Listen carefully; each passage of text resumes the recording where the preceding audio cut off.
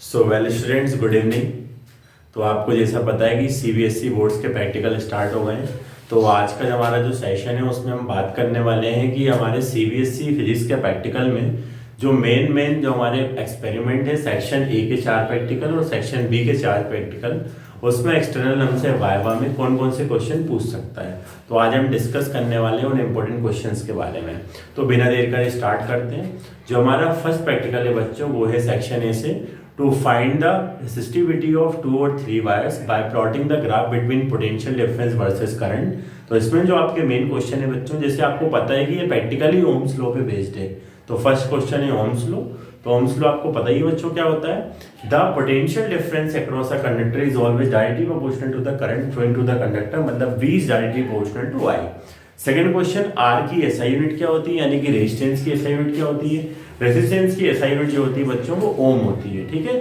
फिर second, R का formula क्या होता है, तो sir R is equal to V upon I होता है। फिर बच्चों इसी में ओम्स लॉ में से आपसे पूछ सकते हैं रेजिस्टेंस का कॉस क्या है, what is the cause of resistance inside a conductor. तो due to successive collisions of electron the drift velocity of electron decreases, that is why the current is comes into existence, है ना बच्चों। Second जो आपका important practical है बच्चों section B में, वो है आपका बच्चों, आप क्या करोगे सेक्शन बी में, आप बच्चों फाइंड आउट करोगे किसी भी गैल्वेनोमीटर का resistance by half deflection method और उसका फिगर ऑफ मेरिट, ठीक। तो इससे बच्चों क्वेश्चन जो हो सकता है वो ये हो सकता है, इस galvanometer is having positive and negative terminal. No beta, galvanometer is not having any positive and negative terminal because the needle of the galvanometer can be deflected in either side, है ना। गैल्वेनोमीटर में positive और negative terminal नहीं होता है क्योंकि उसका needle किसी भी साइड डिफ्लेक्ट कर सकता है। हमारे आइडेंटिफिकेशन के लिए हम उसमें रेड या ब्लैक कलर का यूज करते हैं। सेकंड, फिगर ऑफ मेरिट क्या होता है, तो बच्चों फिगर ऑफ मेरिट का मतलब क्या होता है कि nth पार्ट से कितना करंट फ्लो हो रहा है किसी भी गैल्वेनोमीटर के, जिसको हम K से नोट करते हैं, उसको फिगर ऑफ मेरिट बोलते हैं। फिर जो बच्चों नेक्स्ट क्वेश्चन है वो हमारा ये होता है कि गैल्वेनोमीटर को हम एमीटर में कैसे कन्वर्ट करते हैं। तो बच्चों एमीटर को हमेशा हम ऐसे याद रखोगे आप, एमीटर हमेशा सर्किट में सीरीज में कनेक्ट होता है। तो जो सीरीज में कनेक्ट होते हैं उनके साथ शंट यानी कि लो रेजिस्टेंस का वायर पैरेलल ऑर्डर में कनेक्ट होता है। तो how can we convert a galvanometer into ammeter, by connecting a low resistance wire shunt in parallel order. और how can you convert galvanometer into voltmeter, तो बच्चों voltmeter हमेशा parallel order में connect होता है। तो वोल्टमीटर अगर पैरेलल ऑर्डर में कनेक्ट हो रहा है तो उसके साथ हाई रेजिस्टेंस का वायर सीरीज ऑर्डर में कनेक्ट होगा, ठीक है बच्चों।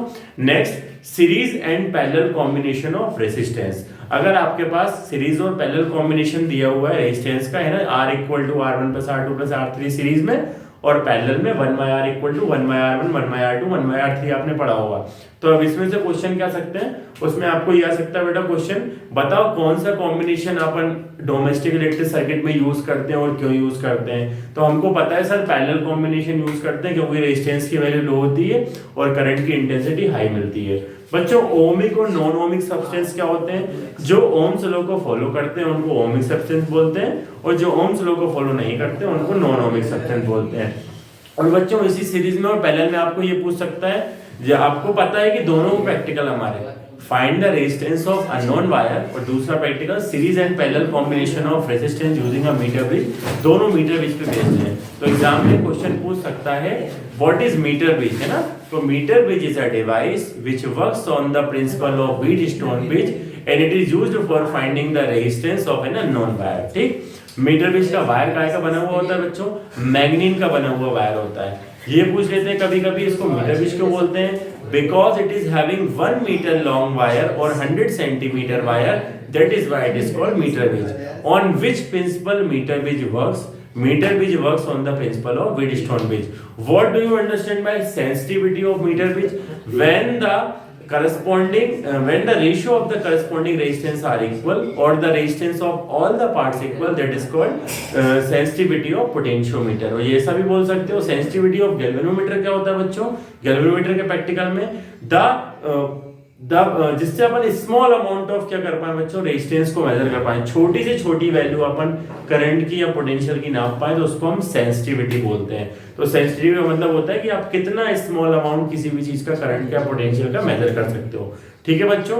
अब अगर मैं सेक्शन बी के प्रैक्टिकल के बारे में बात करूं बच्चों, तो फर्स्ट क्वेश्चन है आपका जैसे आपने फॉर एग्जांपल प्रैक्टिकल परफॉर्म करा है to find the angle of minimum deviation of prism by plotting the graph between angle of incidence i and angle of deviation delta. तो इसमें क्वेश्चन ये आ सकता है बच्चों, व्हाट इज प्रिज्म? तो prism is a homogeneous transparent medium which is made up of 3 rectangular surfaces and 2 triangular surfaces which reflect the light. Dispersion क्या होता है बच्चों? The process of splitting of the white colour light into 7 colour is called dispersion of light. ठीक, फिर बच्चों spectrum क्या होता है ये भी पूछ सकते हैं। The band of 7 colour is called spectrum. बच्चों एंगल ऑफ मिनिमम डेविएशन क्या होता है? The angle which is formed between the emergent रे and incident ray is called angle of minimum deviation. अब ये पूछ सकते हैं बच्चों रिफ्रैक्टिव इंडेक्स क्या होता है ना? तो रिफ्रैक्टिव इंडेक्स का मतलब क्या होता है? आपने पढ़ा होगा अलग अलग टाइप के रिफ्रैक्टिव इंडेक्स होते हैं, जैसे for example absolute refractive index mu is equal to it is denoted by a Latin symbol mu, है ना? तो म्यू का मतलब लाइट को डेविएट करने की कैपेसिटी है ना। अलग अलग मीडियम का डेंसिटी अलग अलग होता है, तो उसका रिफ्रैक्टिव इंडेक्स भी अलग अलग होता है। जैसे फॉर एग्जांपल डायमंड का सबसे ज्यादा होगा म्यू इक्वल टू 2.42, ठीक है। ग्लास का 1.5 हो गया, वाटर का 1.33 हो गया, क्योंकि सारे मीडियम में लाइट का स्पीड डिफरेंट होता है। तो बच्चों इस वजह से उनका रिफ्रैक्टिव इंडेक्स भी डिफरेंट होता है, ठीक है। तो रिफ्रैक्टिव इंडेक्स का फॉर्मूला स्नेल्स लॉ भी लगा सकते हो, mu equal to sin i upon sin r या mu equal to c upon v। या अगर आप दो चीजों को रिलेट कर रहे हो तो पहले वाले मीडियम में स्पीड और दूसरे वाले मीडियम में स्पीड दोनों का रेशियो v2 अपॉन v1 और v1 अपॉन v2 है ना। वो डिपेंड करता है किसका किसके रिस्पेक्ट में निकाल लो। रिफ्रैक्टिव इंडेक्स के बाद बच्चों प्रिज्म में से आपको से और जो क्वेश्चन पूछ सकता है, what is the formula for the refractive index of material of prism? तो आपको पता होना चाहिए mu is equal to sin a plus delta m by 2 upon sin a by 2। उसमें a क्या होता है? एंगल ऑफ प्रिज्म, और डेल्टा m क्या होता है? एंगल ऑफ मिनिमम डेविएशन, ठीक है बच्चों। और उसके बाद इससे जो क्वेश्चन पूछ सकते हैं सेक्शन बी में, जैसे to find the focal length of a convex lens by plotting the graph between u and v। तो बच्चों कॉन्वेक्स लेंस का नेचर क्या होता है?